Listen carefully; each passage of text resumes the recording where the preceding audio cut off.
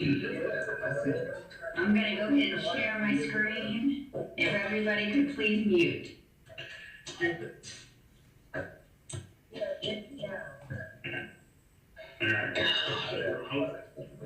Okay, please do your best to mute. It's going to be really hard to talk over all the background stuff. It's going to be really hard to talk over all the background stuff. I'm listening to myself on a 10-second delay. Okay. Well, good afternoon, everybody. Thanks for making it out. My name is Andrew Seiberg. I'm the Director of Ed Prep at the Department of Public Instruction. My colleague and partner in crime today is Dr. Evans, Kim Evans. She'll be presenting as well. I'm listening to myself on a 10, and I'm still delayed 10 seconds behind myself, so sorry about that. Lurking behind the scenes is Dr. Tom Tomberlin. He is sort of multitasking today, but he'll be here as well. And then thank you for so many of you to agree to join in on this subcommittee work and to think about re-envisioning the licensure process in North Carolina.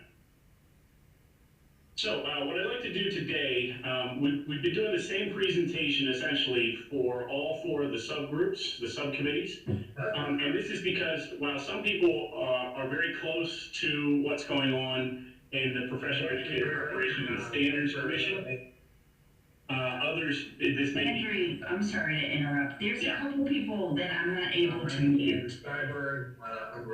Someone that's owner, and then also the person that signed in is P. The letter P? Yes, the letter P. Yeah, if everybody could please mute, that would be very helpful so that we don't have any delay. Thank you. Okay, so this is a presentation that we're doing that just basically level sets for everybody because not everybody is aware of the different details associated with what's happened to date. And I still hear myself in lag, so please mute yourself. What I'd like to do is start with an overview of what's going on, what's happened to date, and then I'd like to talk a little bit about the subcommittee work, the process that you all will be embarking on, give some room for the subcommittee chairs to chime in and share some thoughts as well. And then at the end, we'll give some question time to answer any questions that come along the way. This is a lot of information. We'll also be sharing a lot of information. Dr. Evans is going to be providing you links and access to a variety of resources in this session as well, so just hang tight on some of the materials. So let's go ahead and get started. If we go to slide 3, essentially this Human Capital Roundtable was the brainchild of SREB, which is the Southeast Regional Education Board, and was funded by the Bill and Melinda Gates Foundation. And they came to North Carolina with this question, which is, if you were going to set a goal, and the goal was to keep great teachers in the classroom and attract highly qualified, diverse candidates into the profession, what is the fastest and best way to achieve that? And so they assembled a small group of folks to sort of sit in this think tank and go through thought process and review data and look at other states and so on and so forth. And essentially what they've come up with, which was what you guys are now a part of, is their suggestion to the board was we should consider modifying the licensure process that happens in North Carolina. And you know, there's plenty of data that suggests that targeting this area is important, and some of you live in this space and some of the frustration associated with it every day. Some of the big ticket items that were shared in the thinking behind the scenes was, you know, the current and shrinking pipeline of North Carolina teachers, the critical vacancies across the state, having over 10% of our teachers being inexperienced or uncertified, fewer than 20% of teachers are of color, and only 5% of college students plan to become teachers, and that number continues to shrink. So while all these challenges are sort of happening around us, there still remains this objective that every student deserves an excellent and effective teacher. And so the Roundtable, spent a lot of time thinking about this and researching it and brainstorming and debating and arguing and putting stuff up on walls and the whole 9 yards to try and come up with how can we come up with a battle plan to think about this on the licensure side of things. And they've come up with a vision, and that vision went to the board, and the board sort of gave it its blessing to now flesh out. So we have this vision that we're going to share with you today, and then it's the work of the subcommittees that are going to be, really trying to figure out how to actualize this. Essentially, what we're trying to do is move from a compliance-based licensure system to a set of policies directed more towards an outcomes-based system, and a system that promotes student growth and effective teaching, and also promotes recruitment and retainment of excellent teachers. And if we are able to pull this off, there's lots of hurdles ahead of us, but it's really important work, and if we are able to pull this off, it would be a really unique and sort of earth-shattering change in how licensure works, not just in North Carolina, but the rest of the country will be interested to see how this plays out as well. So with that, let's take a look at the next slide here on what is the current licensure policy. So just to level set again, the purpose of licensure is to allow only quality, a certain level of quality candidate into the profession. And in that process, the alternative goal is to simultaneously prevent children from having an ineffective or an unsafe teacher. So that's sort of the core mission of licensure policy. And when states put licensure policy in play, oftentimes there's unintended consequences associated with that. So these are situations that don't just happen in North Carolina, but they happen in other places as well. In some cases, the policies are attached to standardized examinations, and in some cases, the policies can disproportionately impact people of color and their entrance into the teaching profession. Also, we know that these standardized examinations are not connected to effectiveness in the classroom in many cases. And so that's, again, you can understand the rationale for setting a goal like, passing a test, but there are some limitations with just using the test going forward.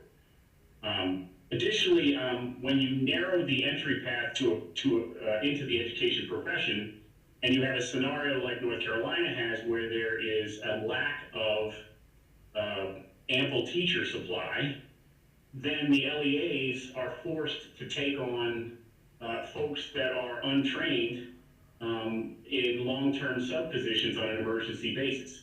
So, so having a narrow entry path is good if you have lots of people that you can choose from, but when you don't have a lot of people to choose from, it can be challenging.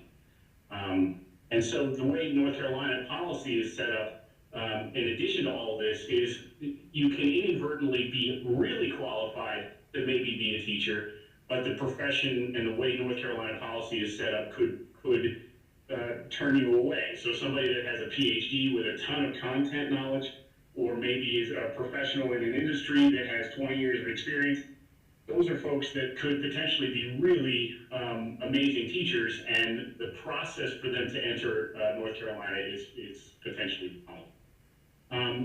So if we look at the current licensure policy on this slide, then this is sort of a visualization of the current state of licensure in North Carolina. We see a narrow window for entering the profession, the way policy and law is currently shaped. And by that rationale, candidates must have passed either entrance exams or have a bachelor's degree with a requisite number of content hours in the licensure area. So that's the way the pathway is narrowed up front. And then once a candidate enters the process, they work for a minimum of 3 years with not a whole lot of structured support. There could be supports, within the state, but across the state, the supports are not particularly strong as a totality, and the process is relatively complex. So that combination of limited supports and complexity to navigate the space that candidates need to get to the other end of this process can be problematic. We also, over the years, have extended this, to now a limited license, and people can operate in this sort of nebulous space for upwards of 6 years now. And all the while, there's really no clear off-ramping throughout the process that would help teachers really understand that, now's the time for, you've clearly not met the expectations, and it's time for you to think about going in a different direction. So all these things are sort of working not particularly well in North Carolina. And then on the back end, we have a narrow exit from the licensure process that includes test exams, content area exams, as well as on the pedagogy side, we have NTPA and PPAT. And those exams are gatekeepers as well. It's important to know that throughout this whole process in North Carolina, teacher effectiveness is not remotely considered in the process anywhere. So I could be an effective teacher, and because I didn't pass a test, or because of some of the weird deviations of process that go on, I could end up being eliminated despite the fact that I'm effective in a classroom.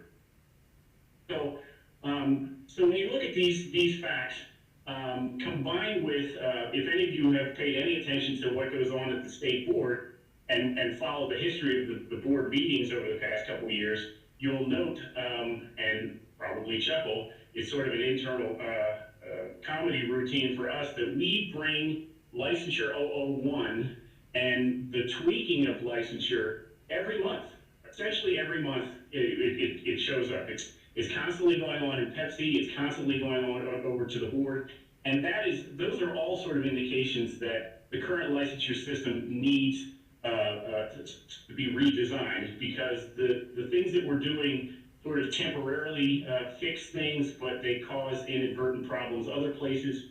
So in general, this patchwork of solutions over time has not had the desired effect that we want in an effective licensure system. In general here, the Roundtable looked at all these things and basically came to the conclusion that current licensure process is confusing. It can sometimes be unnecessarily restrictive, and it can contribute to either people not entering the profession or potentially leaving it early. And we still have all these things going on in combination with the fact that there's still a number of critical vacancies out there. These are all challenges. In addition, the current licensure process does not give excellent teachers appealing paths. So once you get to be a continuing licensed teacher, that's it for you, unless you want to leave the classroom to go do something else. So there's a variety of reasons why the Roundtable chose to sort of investigate this and think about a vision towards it. If you look at the next slide here, and this is the beginning of what we're going to share as the vision around the Human Capital Roundtable. They're calling it, well, I say we because I'm a part of that roundtable. We're calling it the North Carolina Pathways to Excellence for Teaching Professionals.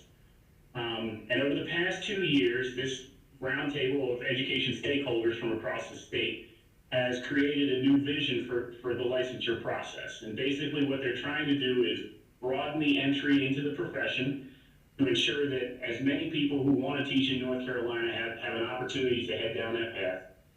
And as well to provide hands-on experience for those candidates and provide a very structured, very easy to understand and very scaffolded way to progress through the licensure process.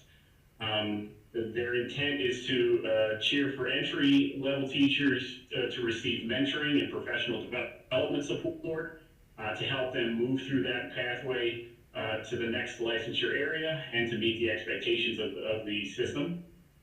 They'd like to hold, while all this is going on, they want to make sure that they're holding all teachers to very high standards of effectiveness. but also to allow them to demonstrate that effectiveness in different ways, not just passing an exam. And so, regardless of how they enter the profession, they're given the same, options and supports, and they're held to the equally high standards. And then lastly, to provide ways for highly effective teachers to achieve advanced credentials that give them potentially greater compensation and greater opportunities to lead in their classroom and in their schools and specialize and not have to leave the classroom in order to advance their career trajectory. So when we look at this slide here, another component that I want to share is that this process needs to have very orderly and clearly understood pathways for exiting, right?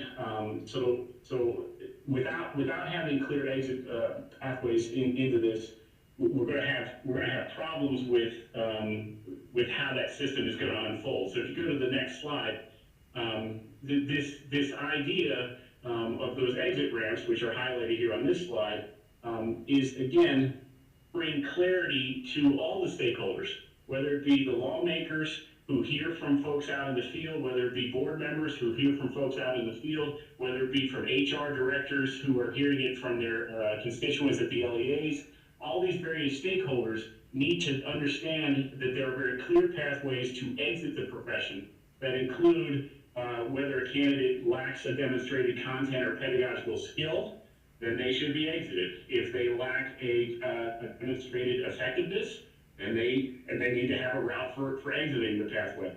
And then they need, if a candidate doesn't meet the expectations within the timeline that's set, then they need to have an exit strategy. And those exit strategies can't be squishy. They need to be formalized, and people need to trust those systems. And that's one of the things that has been a great failing over the past couple of years, is we keep modifying and tweaking and giving extra chances and so on and so forth, and it erodes the trust in the licensure system process.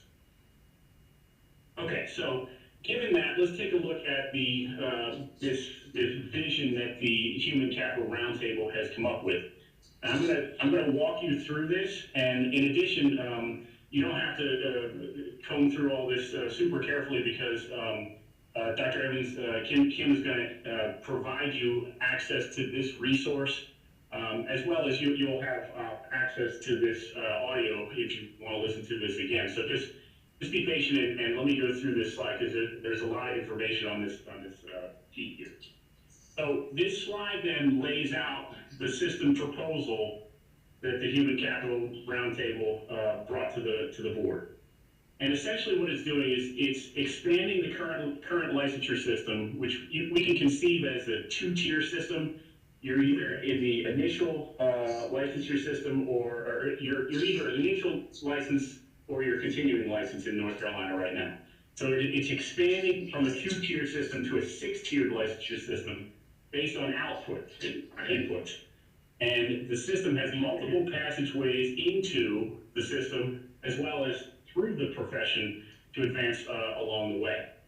And then this proposed system gives teachers more autonomy and support, and all the while rewards growth along the way. And in order to advance through the system, the teachers must do so by demonstrating skills and competencies and demonstrating effectiveness in the classroom. But these are sort of the high components of the system in general. But let's take a closer look at these levels. And as I walk through these, and again, we're going to be here for a couple of minutes, so just be patient. But you're going to start to get a sense of how this is a framework or a theoretical concept for licensure, and not completely, totally fleshed out. It's not totally, organized yet, and that's the mission of the subcommittees and the work we're going to be doing in the coming months. So the entry level, I'm going to start at the left side here. The entry level certification section enables candidates to enter the profession. That's the section of, it's on the left side there. You can see the four, it's kind of the four license areas there. We see it on the left. And what we see here is this area allows candidates to enter the profession through any of the listed levels in that area, depending on their eligibility and their existing skill set. So on the far left side of that chunk of information is the learning permit or the apprentice teacher. And what the Roundtable was intending to do here was sort of formalize our TA to teacher route that's currently in place.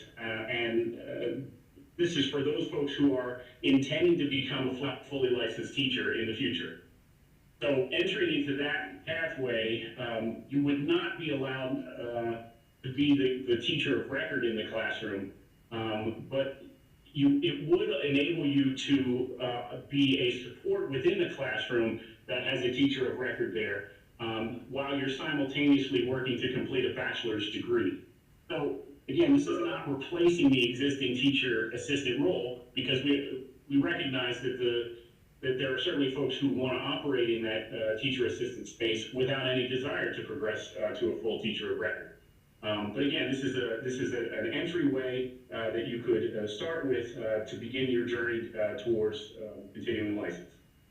Now, to enter level 1, this is sort of the teacher to residency side of things, and some of you are familiar with the teacher of residency that's been implemented over the past couple of years.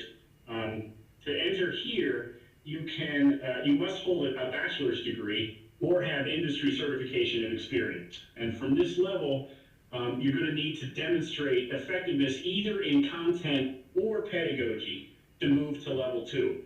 Eventually, you're going to have both, but for the moment, you can focus on either content or pedagogy as a stepwise to move from level 1 to level 2.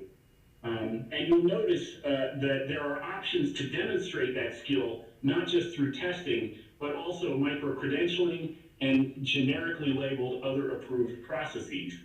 And some of you may be wondering what those are. Those have not yet been defined, and that is one of the components of work associated with these subcommittee groups. They're going to need to determine what those are and define them and clearly organize them for this process.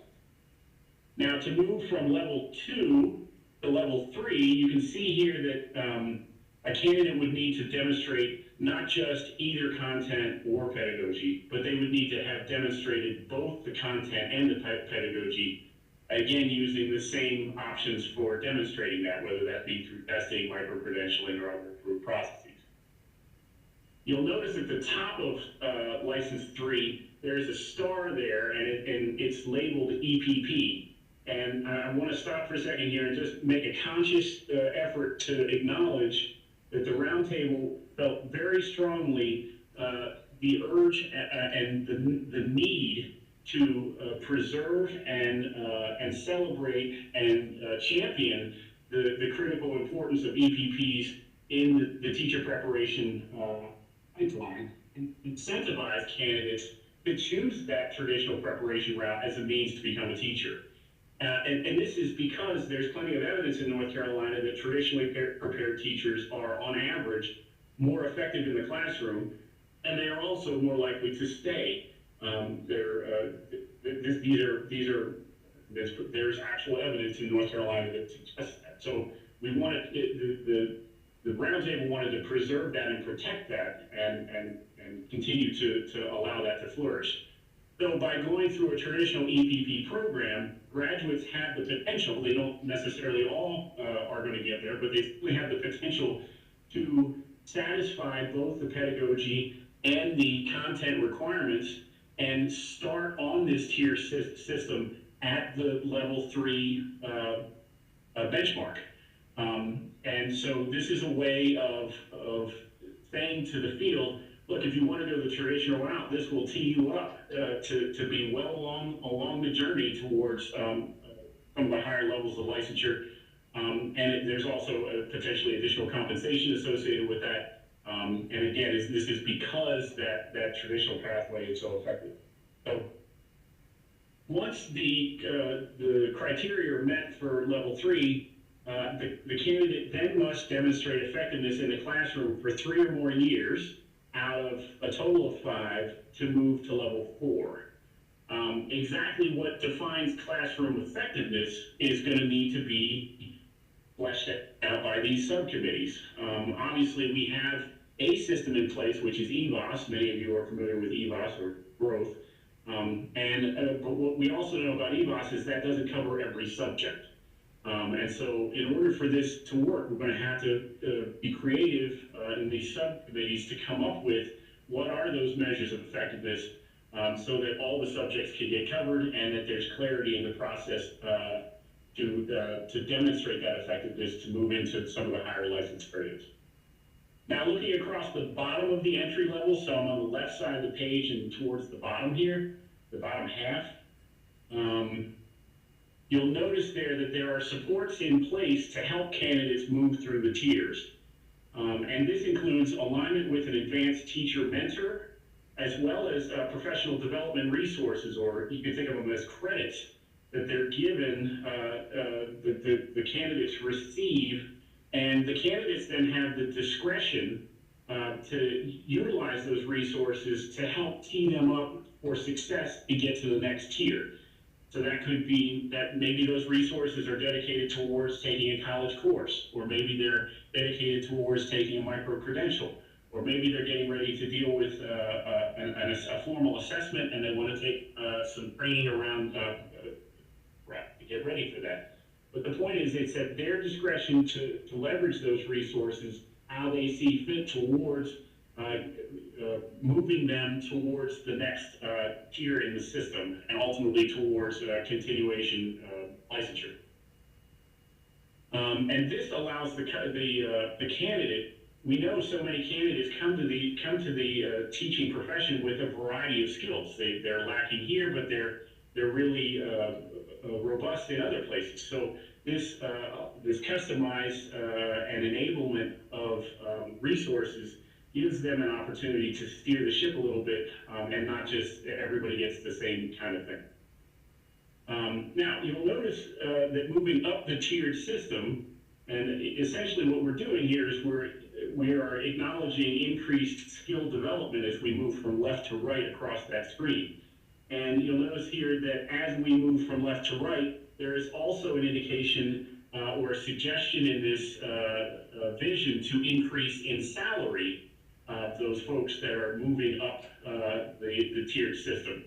And this is a departure from the way education is compensated right now, which is essentially just the time that you have in the system.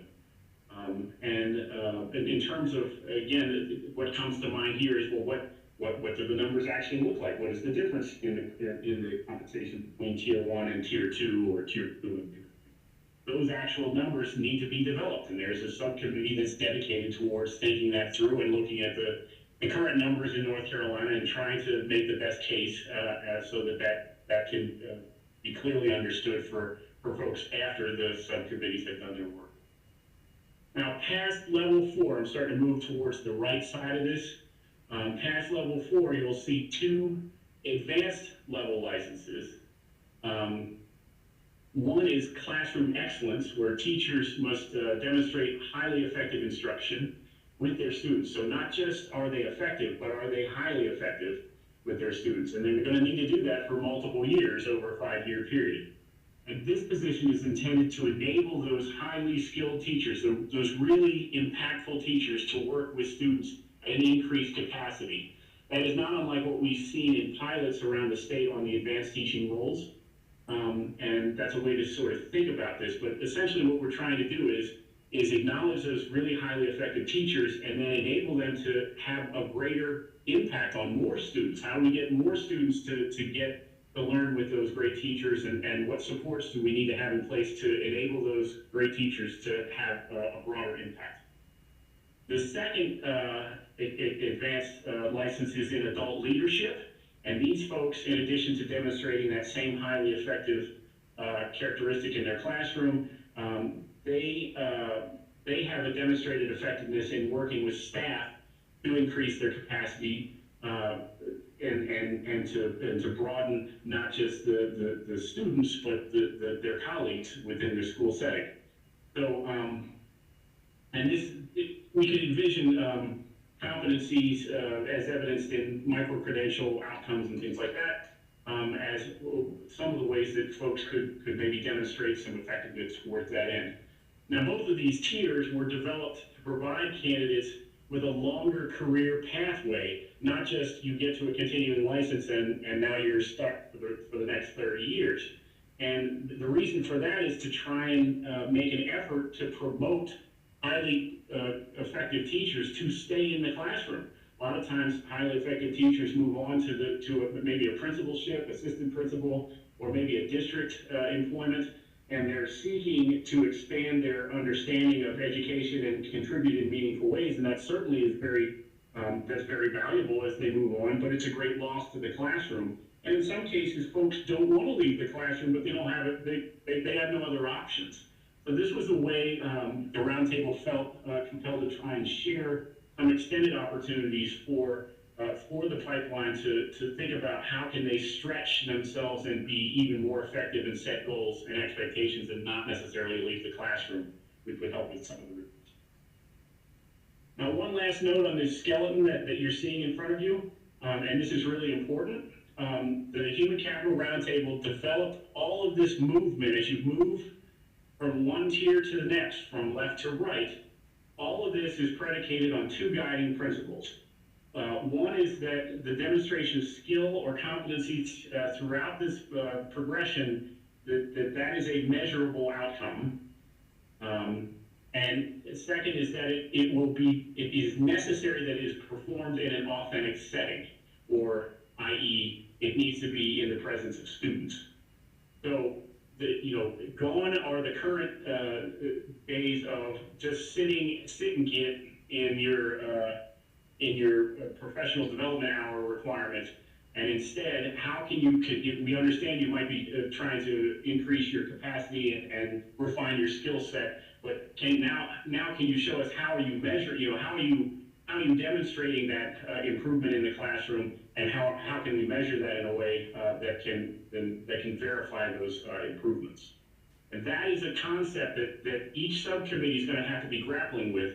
That is sort of the underpinning, and I know I can't speak for everybody in the roundtable, but I can speak for myself that you have to constantly sort of break that mold and keep that as sort of the underpinnings of what's going on, so that helps ground you in thinking what direction you're headed.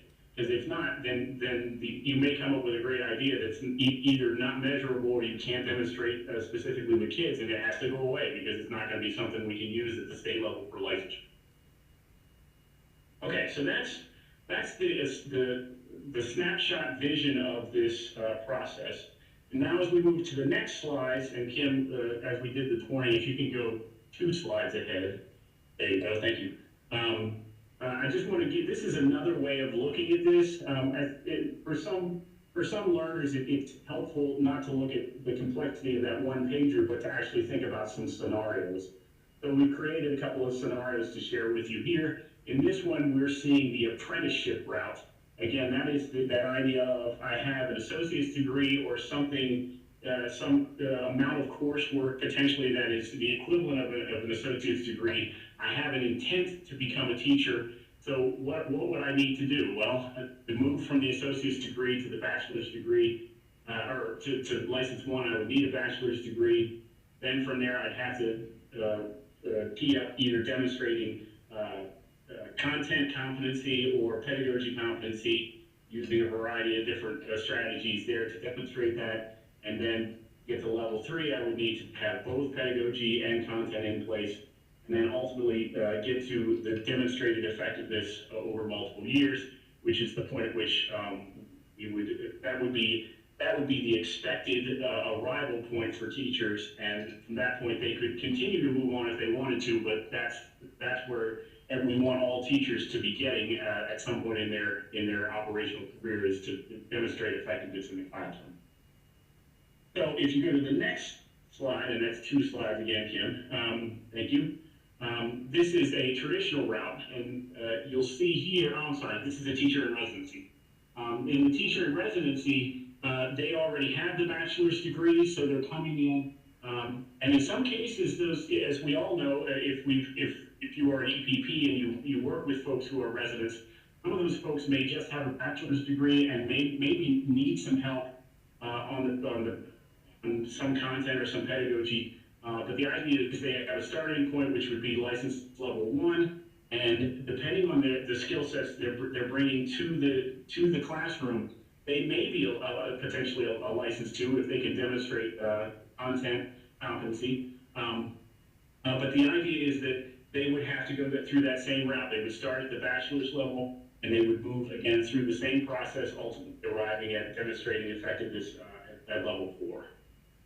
Now, if we go to the next one, this is the traditional route, and you'll notice again on this traditional route, as I mentioned earlier, if you're in a quality educator preparation program and you're doing everything that those programs are asking you to do, there is a healthy chance that you can come out of that traditional program with the undergraduate degree and the content demonstrated and the pedagogies demonstrated, in which case you would start potentially at that license level 3, and then the only thing you would need to do is have a couple of years under your belt demonstrating effectiveness, and you're through that initial phase.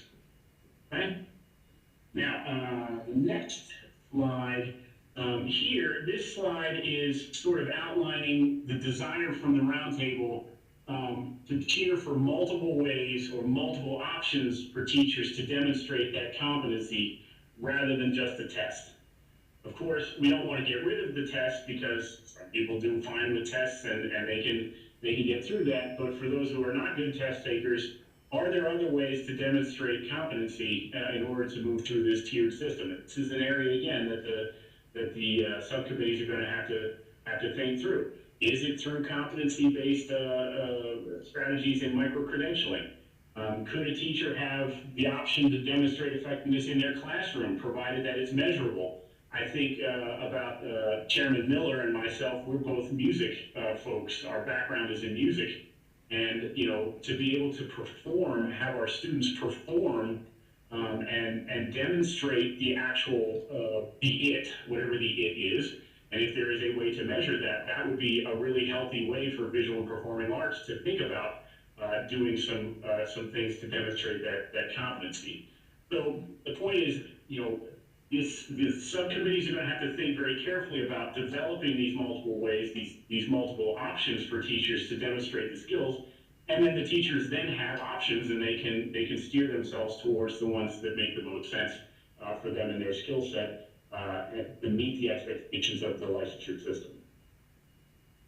Now, this next slide is again a visualization of licensure for teachers, and this is the equivalent of how you all could think about the current licensure system, the continuing license. So in the current system, the continuing license teachers have to participate in a certain number of education hours or essentially seat time to renew their license. And the Roundtable would like to push that thinking, move away from this idea of I just went to, you know, X number of hours of professional training and I just did it. Who knows whether I did anything with it or not, or whether it was high quality training or garbage, but I did it, thank you very much, and now I can get my renewed license. Instead, what the Roundtable is suggesting is that that this opportunity for license renewal is a review of the teacher's effectiveness in their classroom as part of that criteria to renew the license. And again, having a variety of those options in place is going to be important so that the teacher has you know, ways to navigate and ways to show their best skills and provide the best opportunities for them to succeed in this process. So again, this is an area that's going to have to be fleshed out by the subcommittee. And in addition, we're also going to have to think about what happens if a teacher is up for renewal and doesn't meet the effectiveness expectations. You know, how is that going to play out? And that's going to be another thing that needs to be worked out again by the subcommittee. All right, and then this last slide again is another lens of looking at that far right side of that slide I showed you earlier. And this is essentially the advanced credentials. And this is based off of the North Carolina pilots around teacher career advancement. The objective from the Roundtable here is to allow a lot of flexibility for districts to determine the specific roles of these folks, as well as the eligibility for hiring advanced roles. I think the licensure at this level would not necessarily equate to all teachers being paid that way. In other words, at this level, there may be slots for these positions, the number of slots that could be allocated per LEA or per school, so that there's limited opportunities here. But again, this is the idea of trying to serve students at an increased capacity, or to work in a mentor capacity role, and support leadership roles and supporting of other colleagues within the school system. And again, there'll be additional compensation associated with that, should folks be able to actually acquire those positions. So that's two ways of sort of looking at this process. One is sort of that catch-all slide, which Kim can put up as the next slide here. I think, there you go. So there it is back again, but I just wanted to take some time and actually walk through this a little bit more, just so that you have an understanding of the vision in general. Again, it's not totally cooked, and that's going to be our job at the subcommittee level to really roll up our sleeves and come up with some strategies. But ultimately, if you go to the next slide, Kim, you'll see that the intent here is that we provide a better, more diverse, and more equitably distributed teacher workforce, and that can help restore the respect that the profession deserves. I also think coming up with a strategy that has clear exit points and has clear tier systems is going to put more trust in the system, so that when a teacher doesn't meet the criteria that's expected, it's not squishy anymore. They are absolutely, not going to proceed from that point forward. And there's clarity among all the stakeholders and the lawmakers and the leaders that is, we all agree, and that's where we're at in the process, and we trust that system.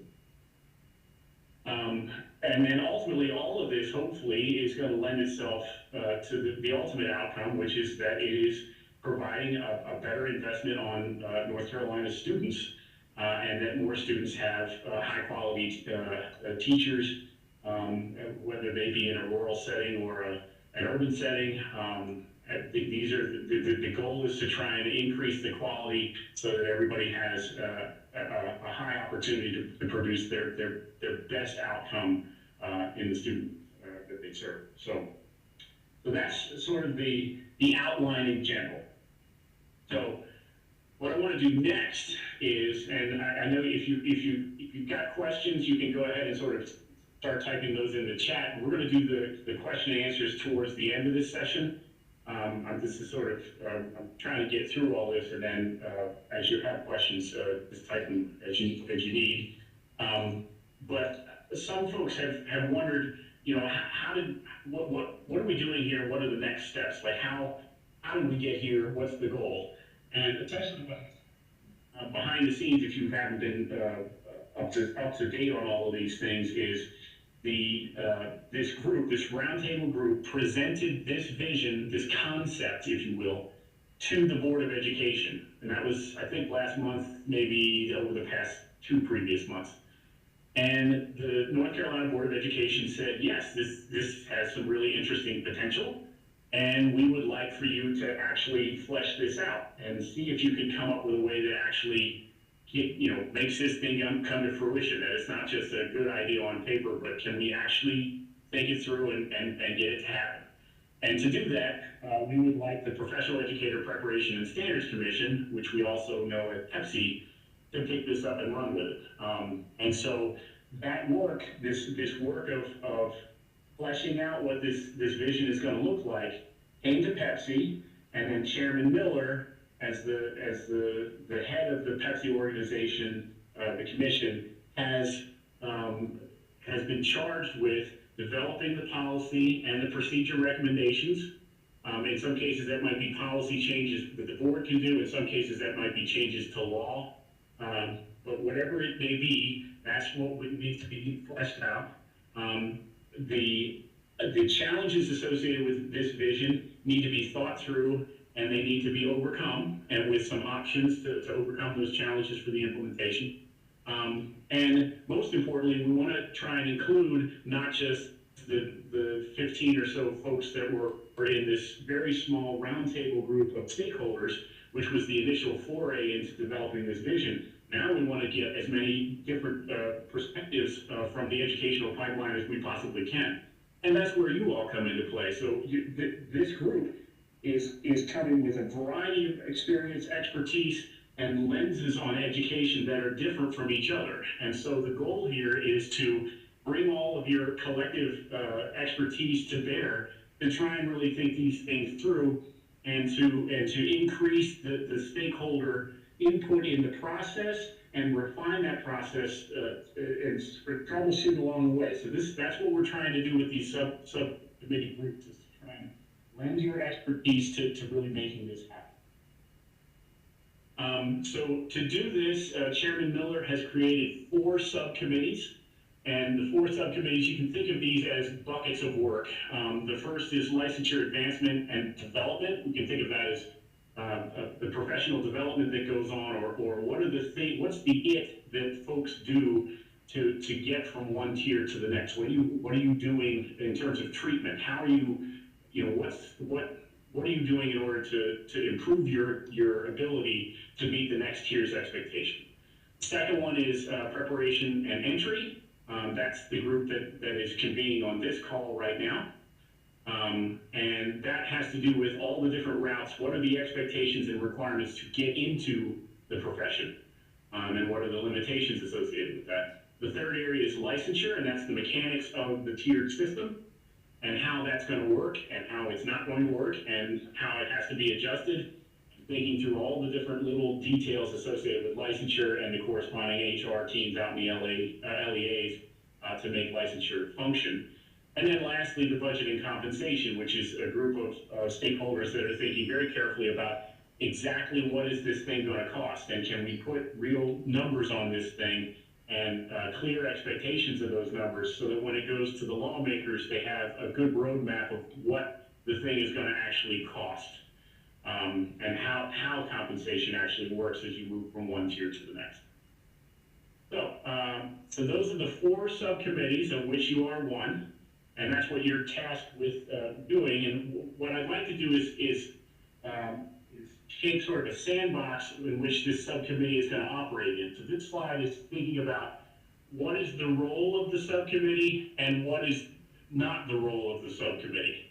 So your role in this subcommittee is to actually trying to make this vision function, trying to actualize the vision.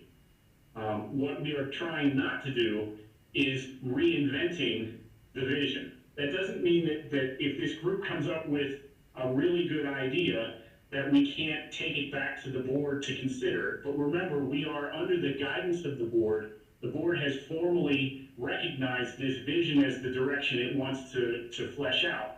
And so if we deviate from the actual vision itself, we're going to have to take it back to the board. Now, board members have been on these meetings that we've been doing. The meeting that you're attending with me today is one we've been doing for the other subcommittees as well.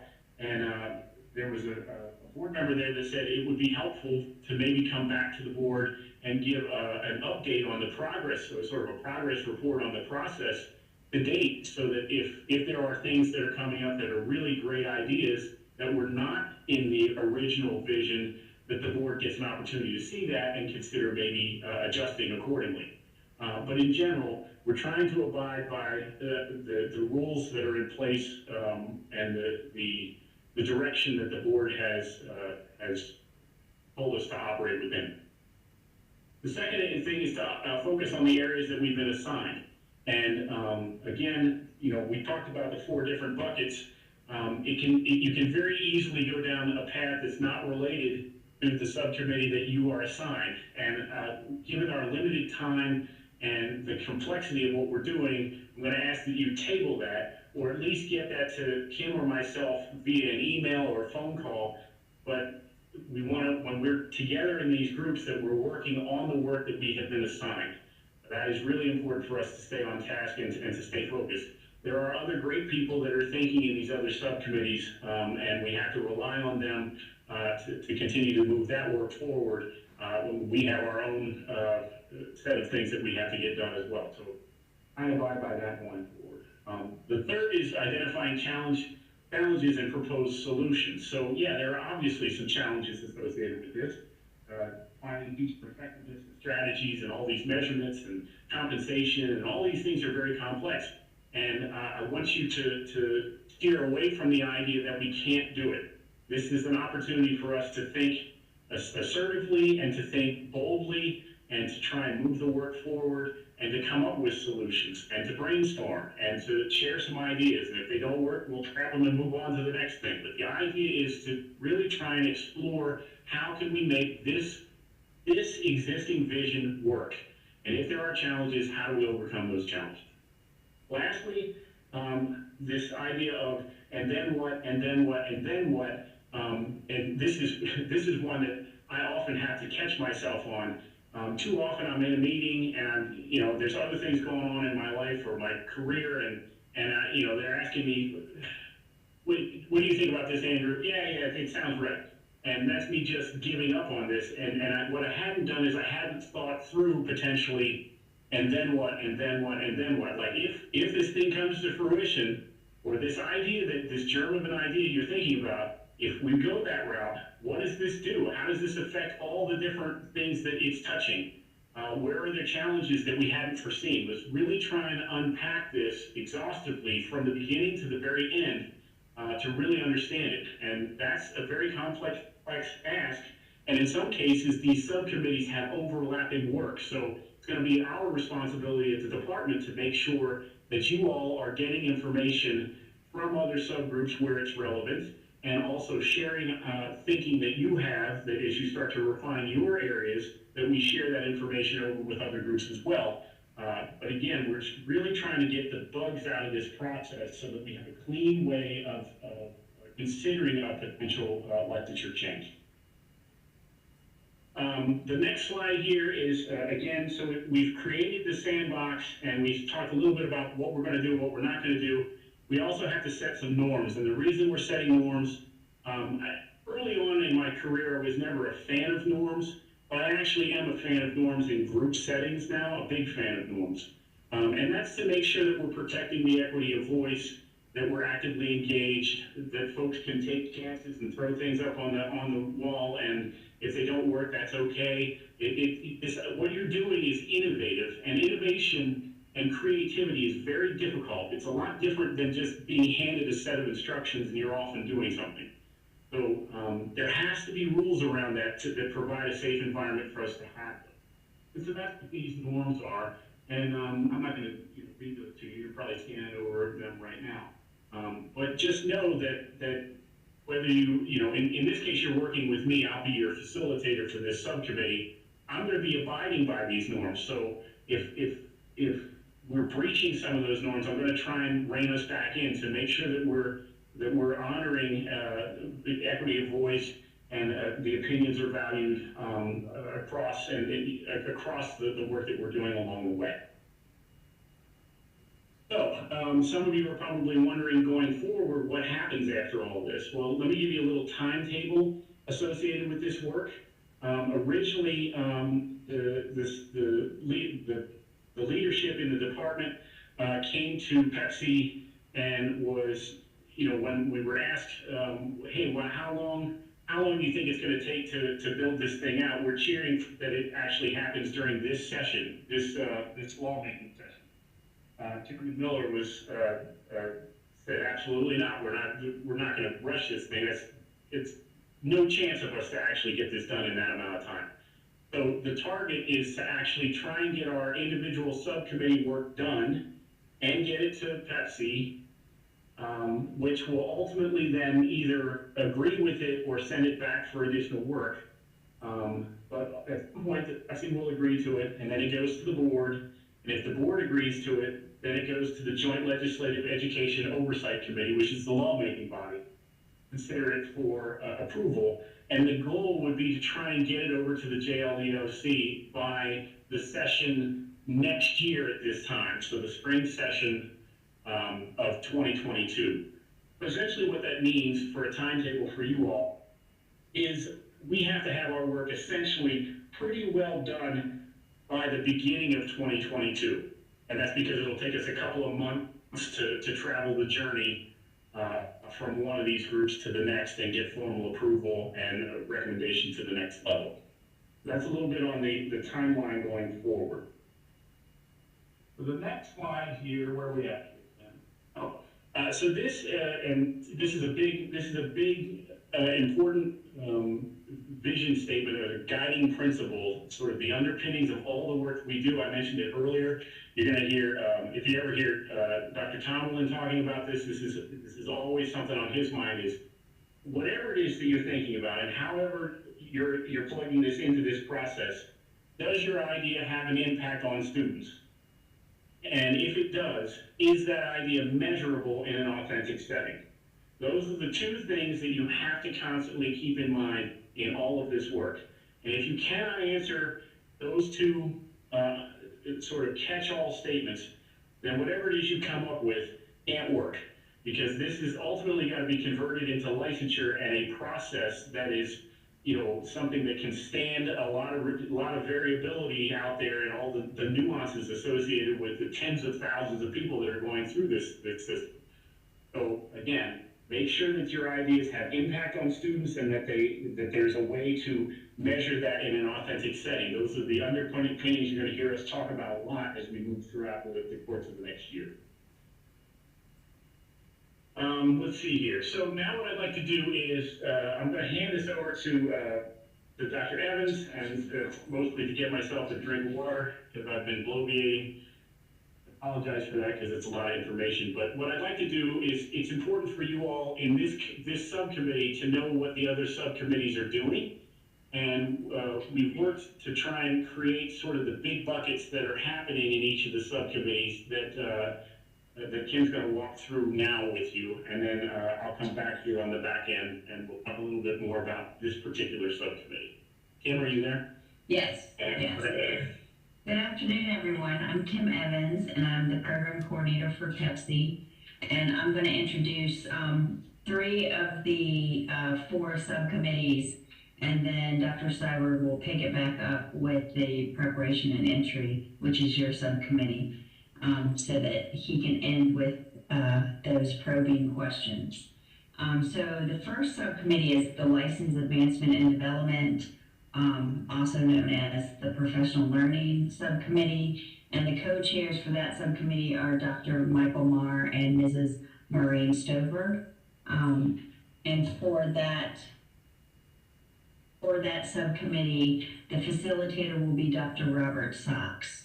Who is also part of NCDPI and part of our team. So I'm going to go through each of the questions for each of the subcommittees, just to kind of give you a brief overview of what these buckets will look like, and what areas these subcommittees will need to work on. So the first question here is, what specific skills must a teacher have and demonstrate to advance to the next license level? So when Andrew was talking about the different measures that will need to be selected, these are the skills that will need to go with those particular measures. So the License Advancement and Development Subcommittee will really be honing in on what skills for each licensed tier will need to be covered, and then what measures would provide that competency or demonstrate that competence. And then the next one is, how and from whom might teachers develop new skills and competencies? And so where would they be able to develop these new skills and competencies? Who are they going to look to? And then the next one is, how might teachers confirm they have acquired the necessary skills? How will they confirm that that they have been able to actually demonstrate this? And then the third out of this part, and the fourth, who should, could, would verify the acquisition of those skills and competencies? So who is going to be managing this professional learning or advancement and development piece.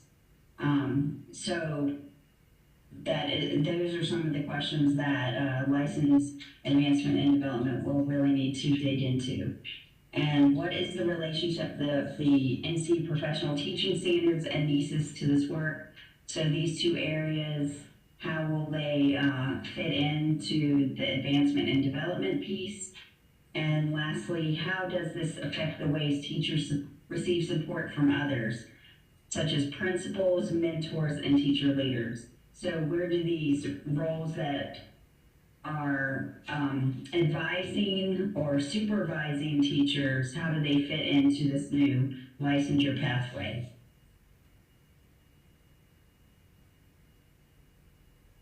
The next subcommittee is the Licensure Subcommittee, and this one is co-chaired by Dr. Wesley Wood and Dr. Ann Bullock, and facilitated by myself, Dr. Kim Evans. And the three probing questions for this subcommittee are, what are the measures that satisfy advancement through the system tiers? So for this subcommittee, we will actually be looking at what are the measures that will be used to advance and move through each of the license levels. Whereas the license advancement and development, they will actually be saying how you can fulfill that advancement with those measures. So here we will select the measures in the licensure subcommittee. The second question is, what is the length of allowed time in each licensure tier? So how many years is a license 1 valid? How many years is a license 2 valid? All the way up through license 4 into those advanced roles.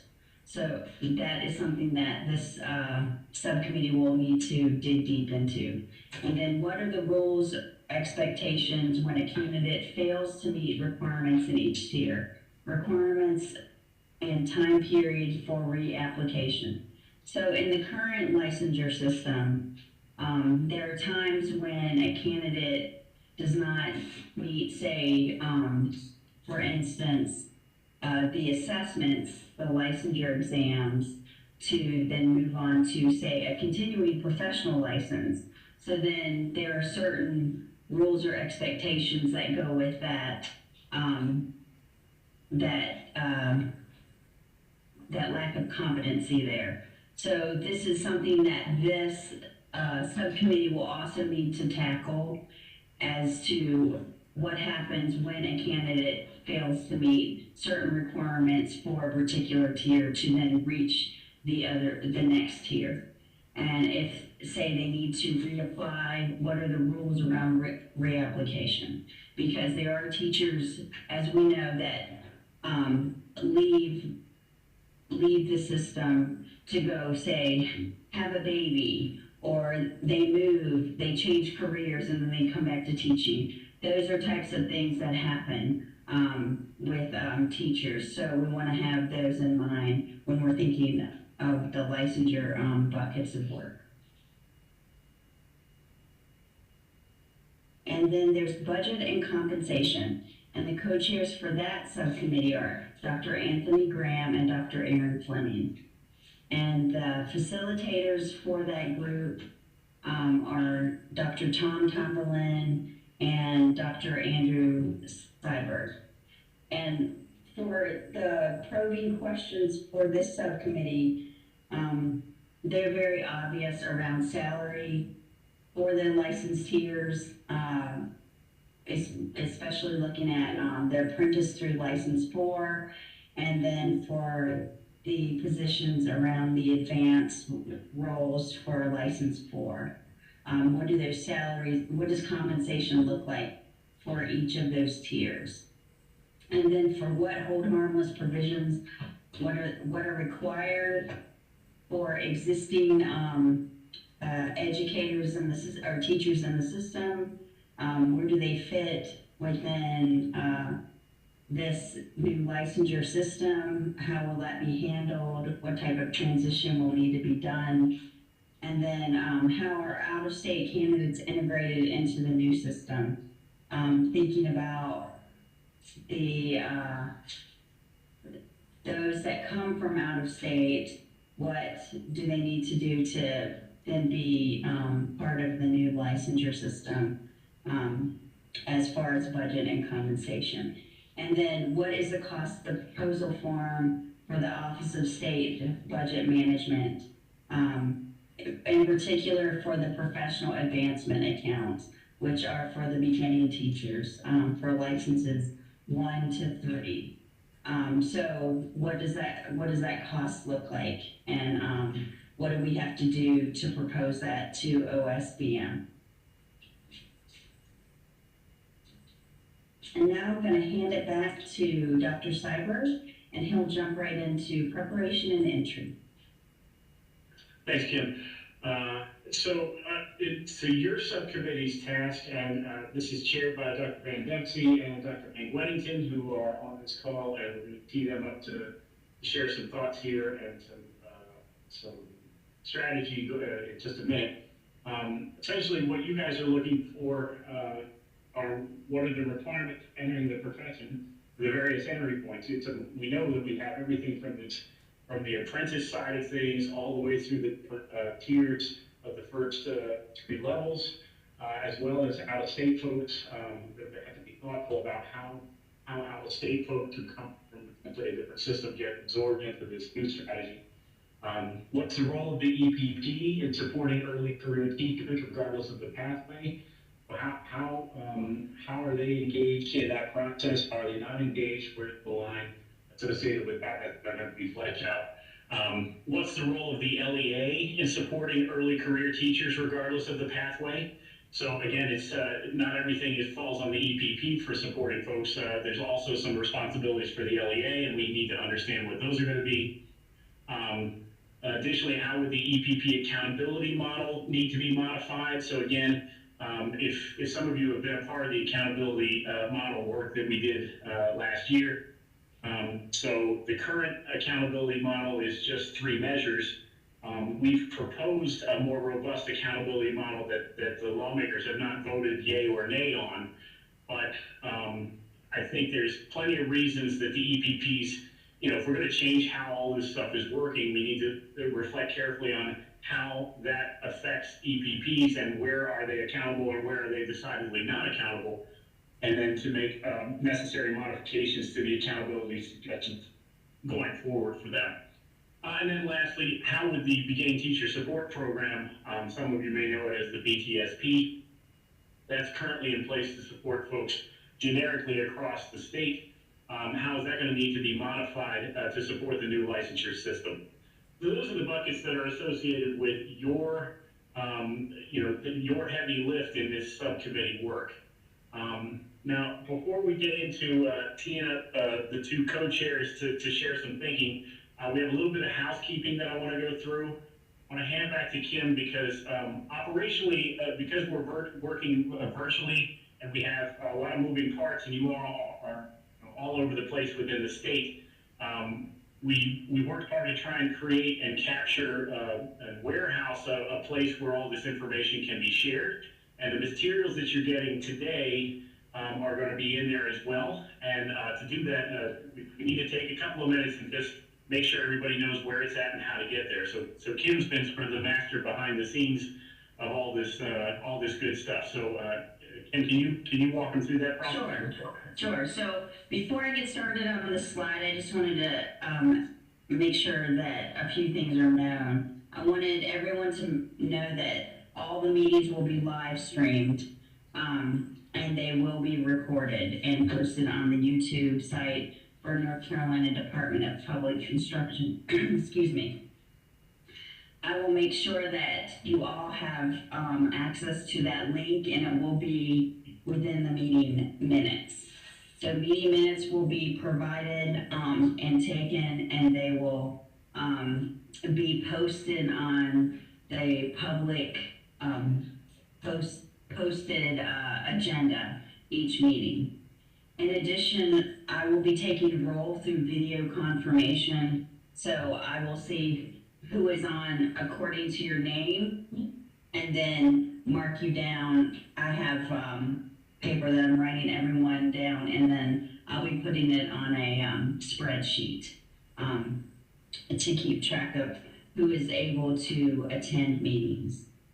And then I'm going to go right into the role of the subcommittee co-chairs and the role of DPI staff. So the co-chairs are the leaders of the subcommittee, and they will be partnering with us from DPI, and we will be providing the support through facilitation and providing any of the resources or any of the notes, research that is needed and requested by the subcommittee as much as possible. So there will be a partnership there. The co-chairs from now on will be providing a much larger role in these meetings. This is just a kickoff meeting where we were able to provide the background, but the co-chairs will be taking over from now on. As far as setting meetings, I will be continuing to use through April the doodle poll, and then from there I'll be talking to the co-chairs about setting up a particular time and date during the month for the subcommittees to meet. And you'll probably receive a survey as far as what day of the week would be best for you and what week of the month might be best for you to meet, to try to get the maximum bang for our buck as far as the number of folks who can attend. And then where resources and materials are housed, I had sent a newsletter prior to the meeting, so I wanted to just review that quickly. And all that is housed in the SharePoint webpage that is set up for all the subcommittees. So I'm going to stop sharing here and then share the actual SharePoint site.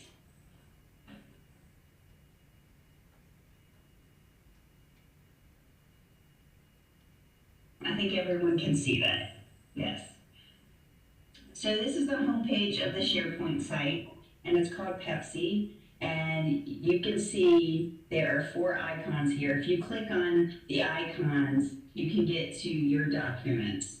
So I'm going to click on Preparation and Entry, and it takes you directly to your documents, your particular folder. I am going to get to it another way. I'm going to go back to the home page. So I clicked PEPSC to get back to the home page, and then I'm going to click Documents up here. And now I can see all of the folders of all of the subcommittees. So you will have access to all folders, and you will have editing access. And that is so that you can feel free to ask questions, particularly, especially within your own subcommittee, and I'll show you where that's housed. But we want you to have a place where you can ask questions and be able to converse with your fellow subcommittee members.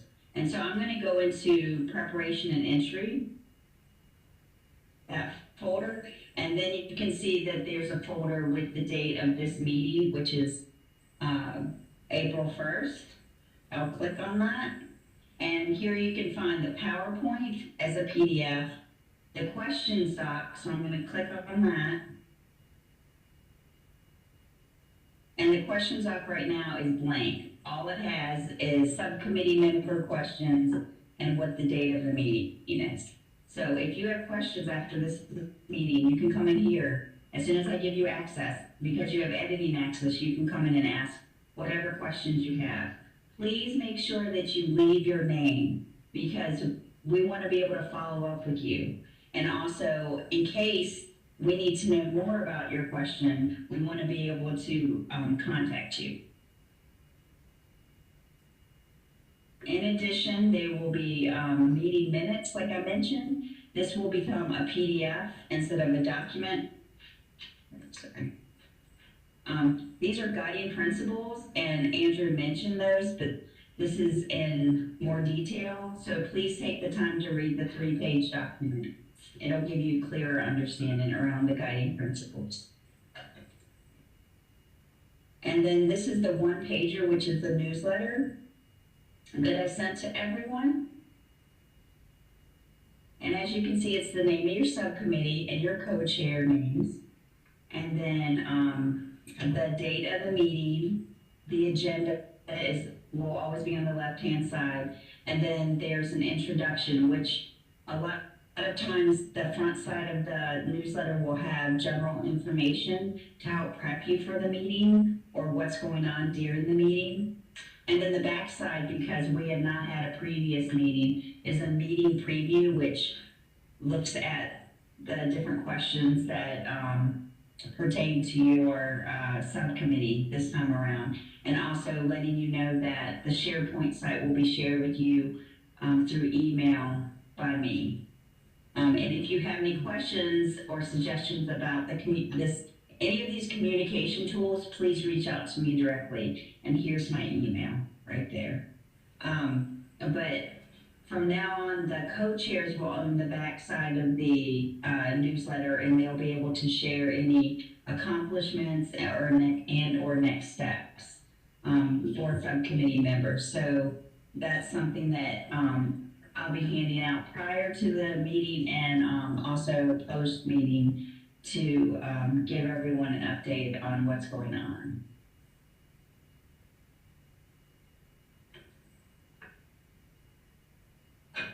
Any questions about the SharePoint site? There is one more folder I wanted to introduce you to. So there's one folder that's called All Subcommittees General and Background Information. If you click on that, there's a membership list for all the subcommittees and which organizations they're part of. And then there's also the guiding principles document that I just showed you, the 3-page document. Research repository, which can give you some background information around the model the proposal that Andrew just went through. And then also the human capital roundtable paper that can help to also explain how this proposal came to be.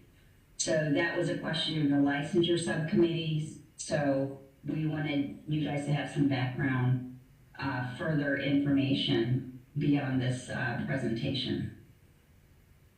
So please let me know if there are any questions. Reach out and email me, Andrew or Tom, about anything that you either heard today, or if it's about the communication site, please reach out to me directly. Okay, thanks, Kim. So what I'd like to do here, we're getting to that point where we can open up and answer questions as they come. But before we do that, I want to give an opportunity for the two co-chairs to chime in here and set some goals and provide some of their thoughts towards this process. And so if either of you two would unmute yourself and chime in. So chairs again are Dr. Van Dempsey from UNC. He's over at Lenore Rhine. So can you guys sort of come in and give us some thinking here before we get to the questions? Hank, you want to go first? Sure. Well, first of all, I just wanted to thank all of you for being a part of this important work. I know that you're all busy people and you've got a lot on your plates right now, but we really need all of your thinking around these issues. Van and I talked about how exciting of an opportunity this is for us to maybe rethink and reset education in North Carolina, to bring back some of the respect that our profession deserves, and to come up with a plan for moving forward in the future that really does transform education. I think as we've talked about this committee, we're trying to keep at the front of our minds that the ultimate goal is to provide a really significant positive impact on the lives of our public school students, and then ultimately how they affect our state.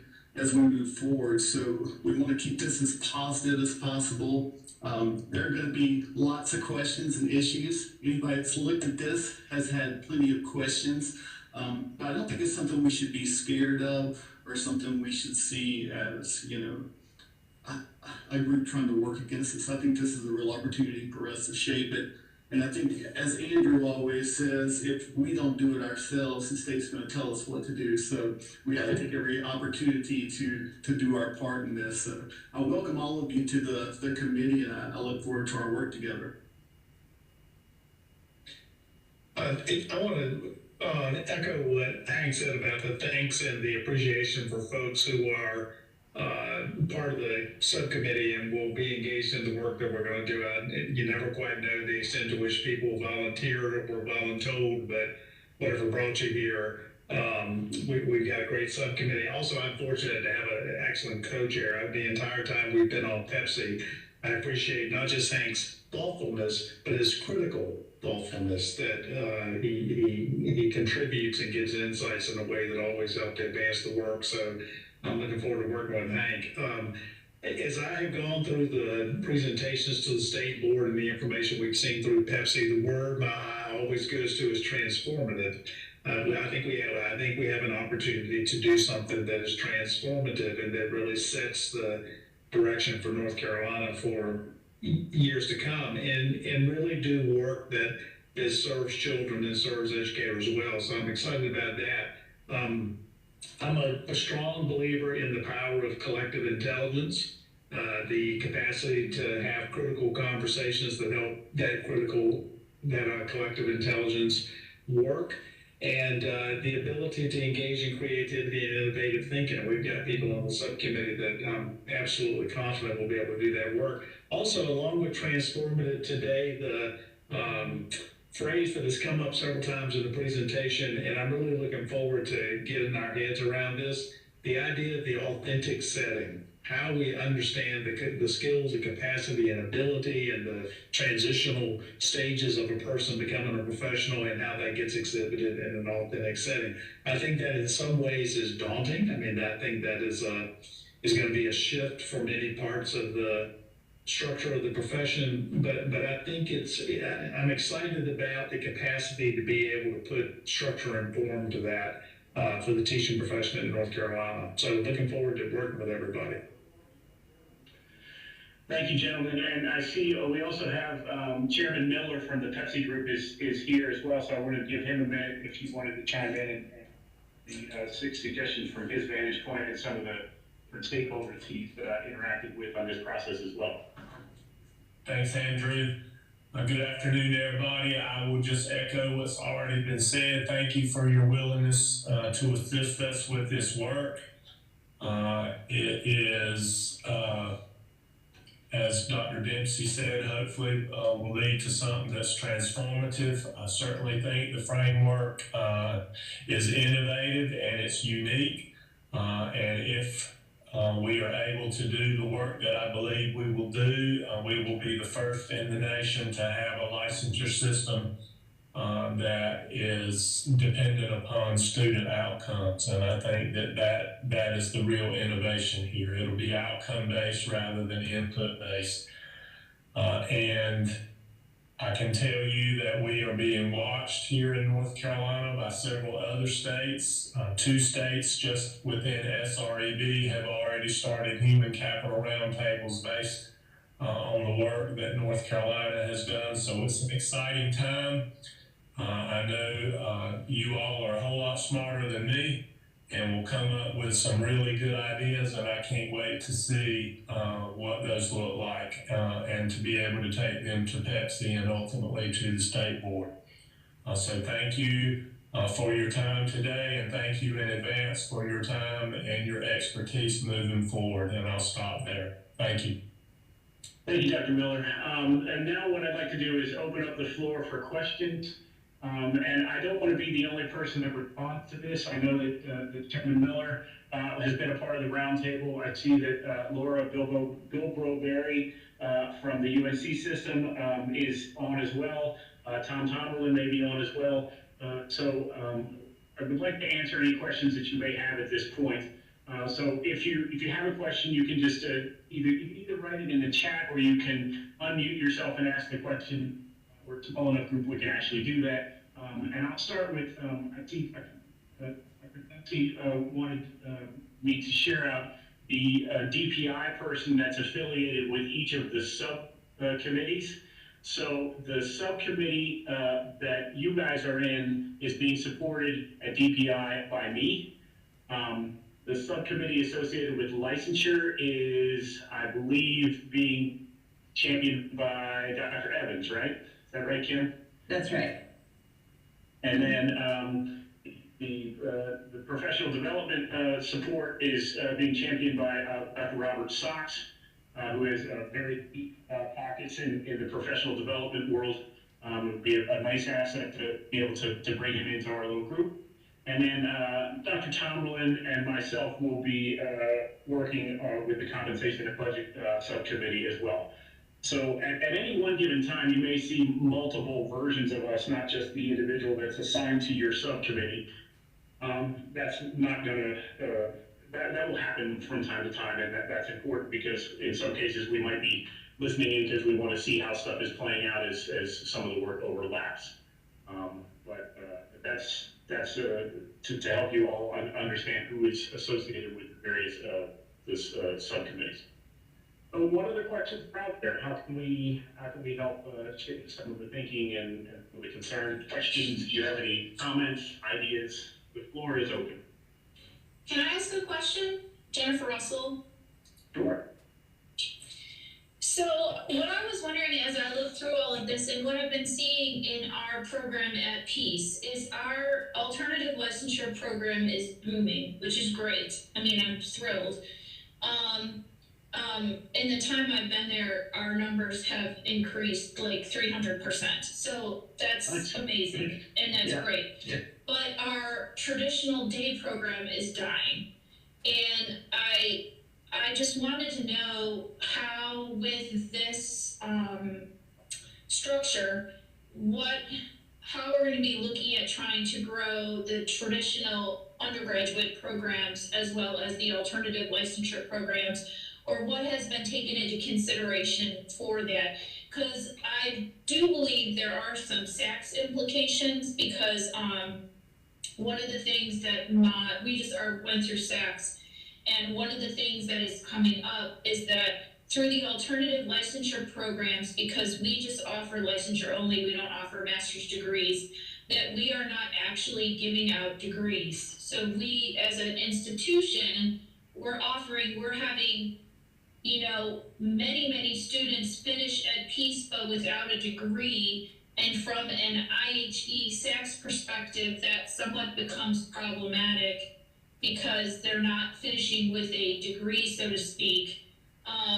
So I just was kind of wondering what anyone's thoughts were on that, or what were some of the plans, or how was the traditional undergrad program looking to be supported through this process? Well, that's a great question. Thanks for sharing, Jennifer. And let me this way, certainly others around people can jump in as well. I do know that again, as I mentioned earlier, the traditional pathway is a very strong pathway, and it has exhibited plenty of strong outcomes that we should be championing going forward. And as part of that, embedded within this system is to try and move folks further down the tiered system, so that there is a corresponding higher compensation associated with it, which may serve as a catalyst for folks to consider going down a traditional path, because they can get the support that they need and come out the other end with a set of skills that's gonna tee them up for potentially higher compensation on the back end. That in and of itself is an effort from the Roundtable to try and acknowledge and promote the idea of the traditional pathway. In terms of specifics around that, I don't know that we've gotten much further than that specific part of the vision, but that's definitely was the intent of the vision, was to try and make sure that the traditional pathway was stood up as not only a viable but a prominent direction that candidates could take towards meeting the obligations to become a teacher. Are there others that want to contribute any additional thoughts to that?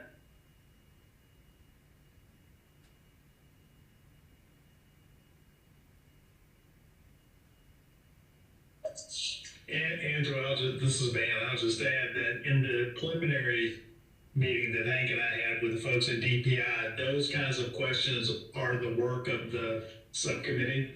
So we're going to be wanting to pull those, unpacking what that looks like, and then how does that inform the way we respond to the questions that Kim shared a little bit ago. Right, and thank you for completing that, Dr. Matthew. I think the thing that comes to mind there is, if you, Jennifer, from your standpoint, if you have a concern that the traditional pathway, is at risk associated with the adjustments that are being proposed here, this is where your voice is going to be really important to share those concerns as a potential obstacle to what's being developed and fleshed out, and to come up with solutions along the way to help make that, to help mitigate some of those challenges. So there's definitely going to be some of that. And I think from your perspective, that's certainly something you should have a keen eye towards and be able to contribute along the way.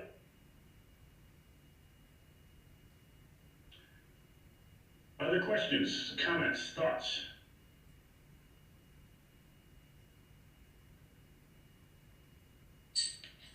Hey Andrew, this is Diana Lease. I raised my hand, but is it okay to ask a question? Of course. Okay. It strikes me that with Jennifer's question that one of the things that the committee could recommend potentially is a differentiated compensation for level 3 novice teachers that would be ahead of the others, which I think is something that you've mentioned already. But that's something that would cross these working groups. So how are we anticipating that might look? And for something that's as critical as that, what are the interfaces going to be across the working groups to address that? Right. First of all, that's a great idea, and second of all, it's a great observation. So thank you for sharing that. I think what you need to know, and everyone on this group needs to know, is that we're going to be trying to provide regular updates through the PEPSC meetings on what each subcommittee is doing monthly.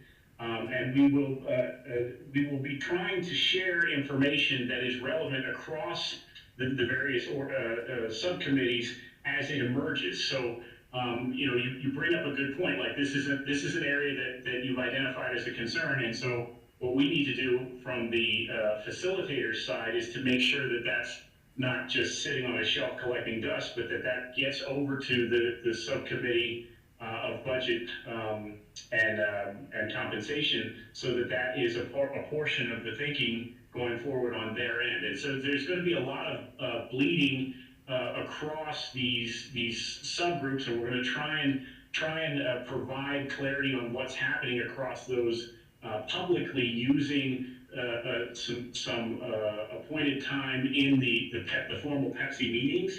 I would also imagine that given that board leadership would like to see us intervallically present to them sort of progress reports, that'll be an opportunity for folks to share. And then, I would also encourage you to, and I know some of you are already doing it, I would encourage you to talk amongst your colleagues that you know within the subgroups, the subcommittees, and within PEPSC members to make sure that you're trying to share not only with the facilitators, but the stakeholders that you know are aligned with the work that is relevant to. So that's the kind of thing that we want to try and make sure that there's plenty of touch points to go forward. So we will try and do that on the facilitator side, and I think you all can do that from your colleagues that you have relationships across the various groups as we move the work forward.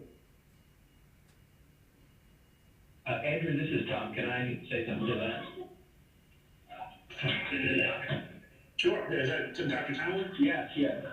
So I think this is a great point that's being brought up, because I mean, while it is recommended in the model that there be compensation at every level of advancement through the licensure process, I think what Dr. Lease is raising is a really important point that I IHE or EPP folks might be better able to address and give us information on across all these subcommittees is what is that tipping point that creates the value proposition between the license 1 and the license 3 for a candidate to choose the traditional path as opposed to the residency path. And can we use that information to help guide our thinking about how the compensation rises across those levels, which I think is what you're getting at, Dr. Leach, but correct me if I'm wrong.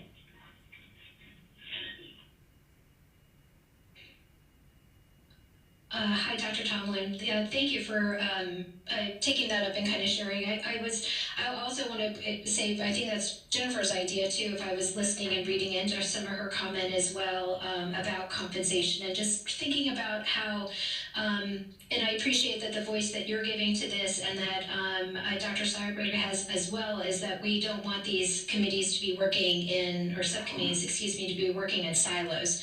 There's a lot of interconnectedness, and that I appreciate the advanced forethought that PEPSC and the facilitators from DPI are giving those concerns, so that the conversations are not in these silos or taken up across. And I'm sure that the issue of compensation is one that we'll see come up again and across multiple areas.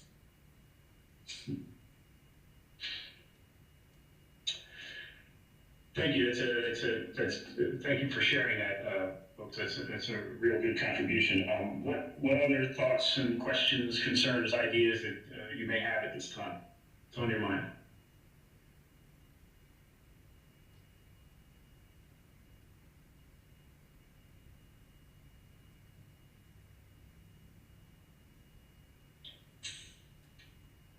I'd like to ask a question. Sure. And who is this? This is Leanna Delph. I am a teacher in Buncombe County. I've been teaching for 20 years. And thank you for chiming in. Yeah.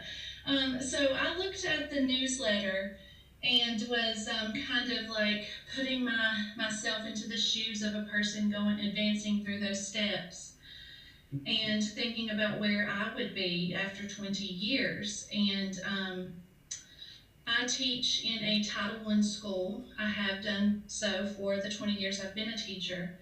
I have never received the ABC bonus or I did get in the blue on my EVOS 1 year. That year I taught AIG students, but that's 1 year out of 20. So I'm very concerned about the idea that I would be stuck in license 3 forever, because I don't see a scenario in which my EVOS scores would be demonstrating effective teaching in 3+ years out of 5 at a high poverty school in reading. So I'm wondering what kind of counterbalancing formulas we would use to include the fact that teachers are teaching in high poverty schools where things like school report cards grade more on school poverty than on achievement. Let me see if Dr. Tomlin wants to jump in on that. I have some ideas, but I have a sense that Dr. Tomlin might want to weigh in. Yeah, so I appreciate the question because there's a whole lot in there that I want to try to address. I think the first thing I would say is you should, I would urge you to think more broadly about effectiveness in EVOS. I think that's one of the things we're going to be working on as facilitators when we're talking about this across all the groups is, we've been conditioned in North Carolina to think about effectiveness in terms of EVOS, but we know we need to expand that because EVOS can't. There's two very important reasons. EVOS doesn't cover a sufficient number of teachers to make this a functional model for all teachers. And secondly, EVOS measures a certain aspect of effective teaching, but it doesn't capture the whole thing. And so, to your point, there have to be other measures in there. in order for us to understand what effective teaching is more broadly than what we do now. The second thing I would like to point out about EVOS is, unlike achievement, it is not correlated with student demographics. In other words, we've got plenty of examples across the state of Title I schools that do extremely well on EVOS, maybe not so much on achievement, but that I just wanted to reiterate that point about the measure is that it is not a measure like achievement that's correlated with the student demographics. And then I think the other issue you're raising is something that we've covered in the budget and compensation, and that will have to be taken up by budget and compensation. But we definitely want your voice to be to help us transfer your concerns over to that subgroup to think about this, and that is, how do teachers in the current system, how do they transition into this new system? So really your notion that you would be stuck in a license 3 forever is not, that would not be a viable model for us to put forward, that our veteran teachers in the old system are stuck somewhere. So we have to address that. We have to find a way to figure that out in order for this to be a model we would be confident to bring to the State Board of Education. Does that help? Yes, that definitely helps. I'm very glad to hear that you are saying that we would expand the idea of effective teaching from EVOS. And although I do have some concerns about what you said about how EVOS is calculated, I'm glad to hear what you had to say to answer my question. So I appreciate that. So I appreciate that your response there, and I'm just to let you know, I'm happy to talk to you about that EVOS issue. Anytime you want, just reach out to me, and I'm happy to have a conversation about that, as well as whether that comes up as a topic that a subcommittee wants to address. I'm happy to offer some insights into that. Okay, great. Thank you. Other questions and ideas, comments?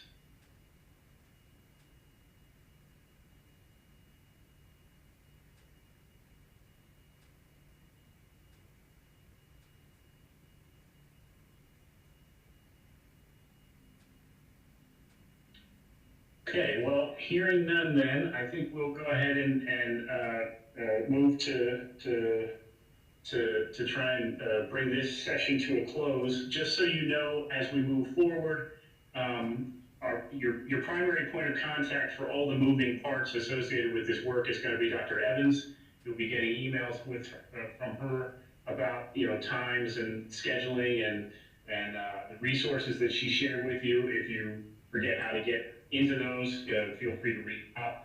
She'll be able to help you with those along the way. And know that we will be working with the subcommittee chairs, who you heard from, to establish a direction for our next upcoming meeting, where we're actually going to, roll up the sleeves and get to work on this stuff. So we'll have some plans put together, and we'll be sure to send that out to you ahead of time so that you have some time to think about that and prepare for that. Dr. Cyberg, Dinah Leith. Oh, she did have her hand raised. Oh, I'm sorry. I just wanted to make sure that she didn't have something else she wanted to share. Okay, I apologize, Dr. Leith, I didn't see you. That's okay. And since you were getting ready to start early, I'll make this a really quick question. And maybe we can take this up at the next meeting.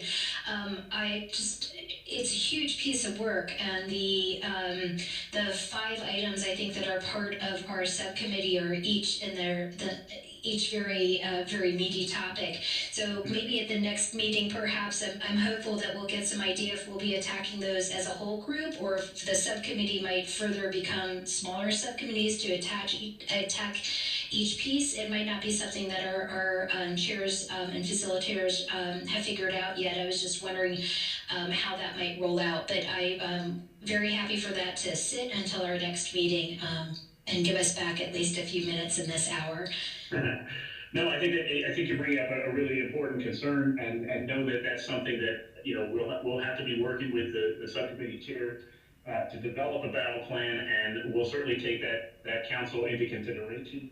And our goal is to try and get you some clarity on how we're going to proceed going forward ahead of the meeting, so that you're not coming in blindsided, that you actually have a clear understanding of what we're going to be unpacking and in what order we're going to be doing that. So, yeah, your concerns are noted, and this is very complicated and heavy work. There's no way around it, and each group has quite a lot to unpack. So there's going to be a lot of stuff that we're going to be working on, and so you know, sort of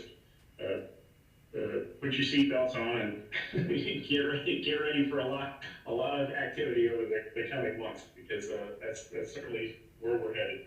Hey, Andrew, to add to what you just said, PEPSC has a very good history of when we're tackling complex questions or we're doing initiative projects like this, we reach out to stakeholder groups to, you know, we don't want these subcommittees to work in isolation from each other, and we also don't want to work in isolation from the stakeholder groups where we're embedded in our day-to-day work. And so I would hope and I assume we're going to be tapping into the landscape of expertise across the state to make sure we're not isolated from that.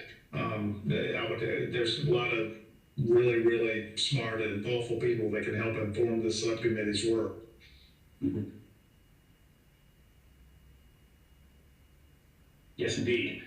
Yeah, and I mean, that's a very good point, Dr. Dempsey. You know, when I think about communicating with NCACTE and various stakeholders, depending on, you know, when you're looking at large groups versus small groups, we try and communicate with various stakeholders depending on what's needed at the time. And so I think that's some of the things that we'll have to, the ebb and flow that's going to happen in this work is going to be, you know, sort of picking up one of these big chunks and starting to explore it, and then starting to wonder what the questions are, and then sharing with the facilitators and the co-chairs. You know, I think we should try and rope these folks in and get their thoughts on this process. It's going to be a journey throughout. So I think you know, some of it is just making sure that we're honest amongst ourselves, that we're being as thorough as we can along the process. And again, some of that goes back to the sandbox idea that I mentioned earlier, which is really trying to, you know, because these buckets are so big, that we try and stay within our sandbox, make sure that we don't get mired down and you know, we just have too much to unpack because we haven't focused narrowly enough on one particular area. So there's going to be some juggling along the way, and you know, as we move out of those bounds, we'll have to, you know, rein it back in. But those are all certainly concerns that are on both the people at DPI and the various stakeholders in leadership as well. Other questions? And Kim, I'm not paying attention to the hands that are up right now. Maybe you can see them and I can't, but just if you could double check that in case there's somebody. There are no more hands up. Okay. No more hands up. Okay. Any other comments or thoughts?